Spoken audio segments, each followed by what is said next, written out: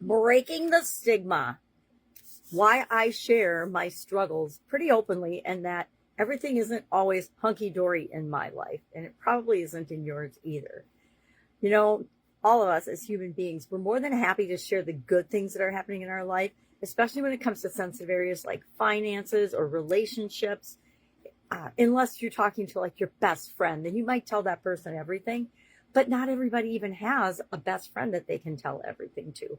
And that has led to, I think, a mental health crisis in our country and in our world. And as much as I love the internet, and I think it's been positive in so many ways, it's also had a negative impact on people in terms of adding stigma and problems and challenges that we never even knew we had.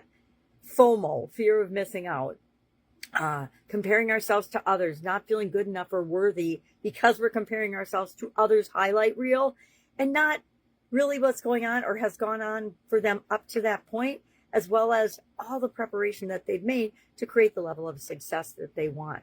And what people show in the internet is absolute poppycock and BS the vast majority of the time. We're only seeing what they want us to see. It's like a television program. They only show us what they want to show us to evoke an emotional response. And I think it's gotten worse. I personally think it's going to get way worse with AI. And AI is a tool. It isn't a replacement for us. And I think people are forgetting that. Oh, I'm scared to do video, so I'm going to do faceless video with my AI. And you know what? Who wants to do business or have a relationship with somebody's AI? Reminds me of the movie Surrogates. You know, it was a great movie, great sci-fi type movie, but you'll remember that in the end, they all went back to engaging in the world as who they truly were. They left their surrogates and went back to being human beings. Flawed, amazing, awesome, diverse, creative, exciting, emotional human beings. So today our topic's mental health, and I guess I have some stigma around sharing because my ex-husband used to always tell me I was crazy and that there was something wrong with me. Now, of course there wasn't, because people reflect what's wrong with them onto other people. And it turns out it was just the opposite. But at the time when you're in those relationships, especially your primary relationship, you don't know that. You're just in that relationship doing the best you can at any given time. And that had an extremely stunting negative effect on me. And I don't talk about it very much because it's none of anybody's business. I don't talk about a lot of things, but I do share a lot of things too. And like everybody else, I pick and choose. If I feel safe in an environment to share a story or a past experience, I will do that. If I don't, I will not. You'll see I'm on a platform called the School Platform. I love the platform, but almost all of the communities I participate in are begging for people's wins. Share your wins, share your wins, share your wins. Why? Because it's proof that what they're teaching you works, and it makes them feel and look more successful. It also makes it easier for them to attract more like-minded people and more clients. But how many wins can you actually, and do you actually want to share your information in? I would say share it in your own community and then maybe one other, but that would be it. You don't need to splash your wins across, multiple places unless you're just doing it for attention, which then again is a mental thing and an obstacle that we might want to ask ourselves, well, why am I sharing my wins on 25 different pages and platforms? Because I want my ego stroked. Right? Sorry. Not sorry. I said that yesterday too. I must be on the street. So today, what are we going to do? I want you to pay attention to your level of stress, your level of burnout, your level of fatigue, your level of excitement, your level of everything, all of your emotions, because our emotions are the first signal to what's really going on in us. Excuse me. I had a sudden cardiac arrest in 2010, and I knew I was overwhelmed. Overwhelmed is an understatement. My little red wagon was so overflowing, and about 5 of the 9 life framework areas of my life were just blown up and out of control. And I kept telling myself, you're fine, you're fine, you're fine. But after I had the sudden cardiac arrest and was fortunate enough to be revived and still here talking today, I started to unravel what was really going on for about a month leading up to that physical event. And I realized that I was saying to myself probably thousands of times a day, WTF, I don't know how to handle this. I don't know what to do about this. This is too much. And I wasn't saying it consciously, but I was clearly running that program over and over and over again. And all the emotions that go with that, probably thousands of times a day. I don't know. I know we as humans supposedly have like 80,000 thoughts a day, and 80 to 90% of those are negative. So that's what I was running over and over and over again in my head and my body and my emotions. So it's no wonder I just dropped dead. And it's really hard. I can't believe I can say that out loud now without crying, but I can, because I've looked at it enough and I've unraveled it enough. And I realize that I created that event in my life because I needed to have a full stop and to give myself permission to shut off all the things that weren't working and only focus on the things that were working in my life. That meant my kids, my business, which I couldn't do for 6 months because I was in cardiac rehab, couldn't drive for 6 months because I was in cardiac rehab, which I think now as I look at it was just a precursor to say, hey, someday your eyes are going to fail and you're not going to be able to drive anymore. And that happened in 2019. And I pretty much self-sequestered myself and stopped driving 2018 timeframe. But by 2019, it was legally blind. And it was like, nope, you're not driving anymore.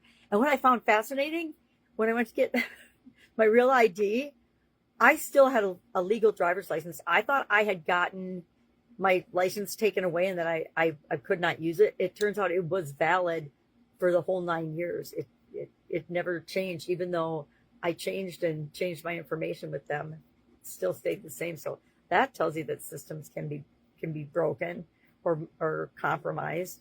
So today I challenge you to be a safe haven, be a safe place for someone to talk to you about what's really going on in their life.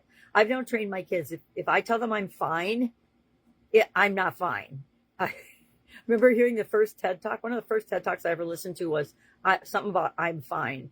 And I burst into tears during that. And it was way back, before my sudden cardiac arrest even, because I knew that I'd been running through my life for at least 1 or 2 decades at that point.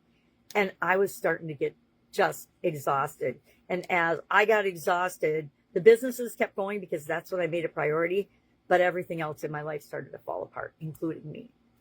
So we need to talk about those things. We need to realize that whatever we do, we are experiencing life as only we can and as us. So everything we're feeling is real and valid and important to acknowledge. We don't have to live in it. If you had a bad 5-minute experience in your day, if you're playing that over and over and over and over and over and over and over and over again in your mind ad nauseum, that is not serving you, right? That is just adding fuel to the negative fire.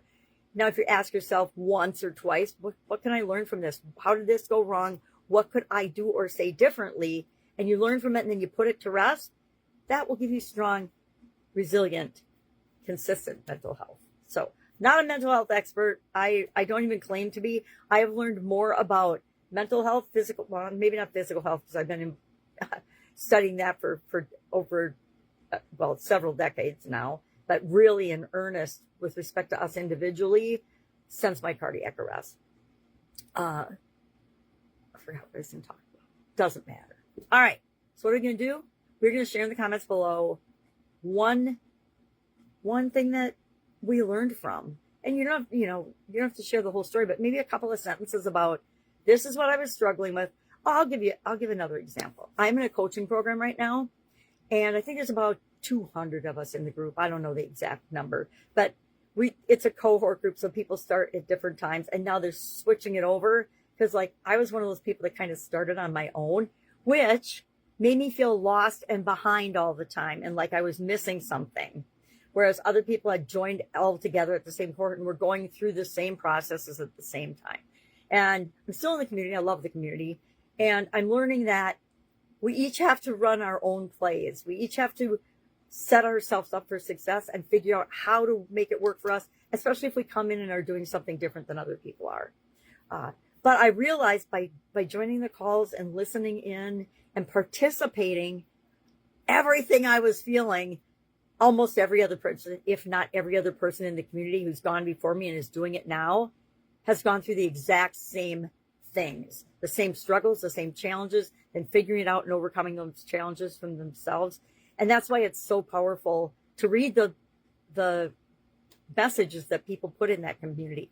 That is a safe, incredible community. I shared something super vulnerable in there, and then I deleted it because it made me cry. And I'm like, if it makes me cry, I'm not going to put it into any community, maybe my own, but not anybody else's community. To me, my space is a safe space for me to share whatever I want. Other people's spaces are not necessarily safe because there's always that person that wants to find ways to harm other people. It's really sad that I have to say that out loud. It even makes me sad to say it out loud, but it's absolutely true.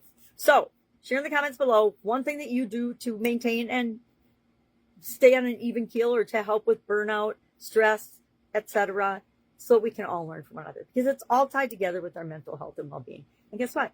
They're all linked. Mental, physical, emotional, spiritual, financial, relationships, contribution, confidence, communication. It's all intertwined and linked. We've talked about that a lot.